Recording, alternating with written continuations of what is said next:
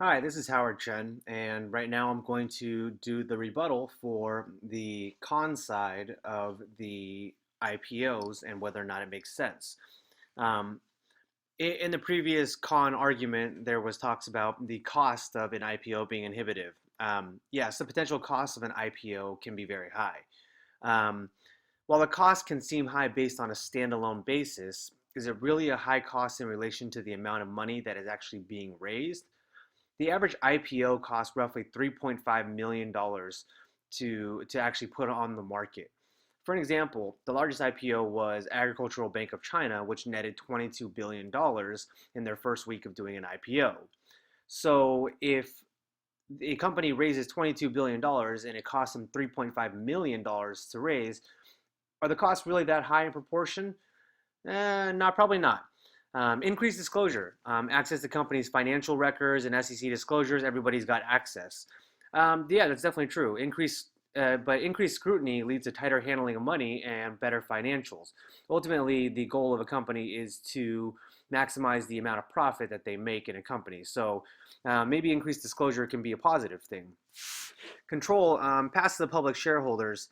Public shareholders do have control of the company in a technical way of speaking, but shareholders have very little ability to alter the landscape of a corporation. Very rarely can a group of shareholders change a CEO or even change something small with the company. We hear about Carl Icahn, who is a corporate raider, but how many companies are publicly traded companies and how many have had corporate raiders actually affected them? An example of this is if you look at JP Morgan Chase, public shareholders are filing lawsuits trying to get Jamie Dimon to split his roles. However, really, to get everybody to vote no is going to be a challenge with as many public shareholders as they have. The time that the CEO needs to spend with investors, part of being a business owner is understanding the needs of the customers. And as a CEO, you are a business owner.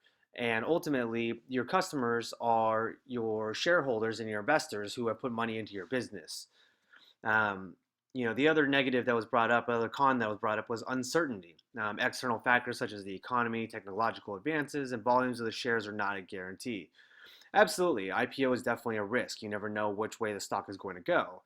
But everything's uncertain in the business world. You always have economical changes, you always have technological advances. That's always going to be a part of the business world's landscape that cannot be controlled.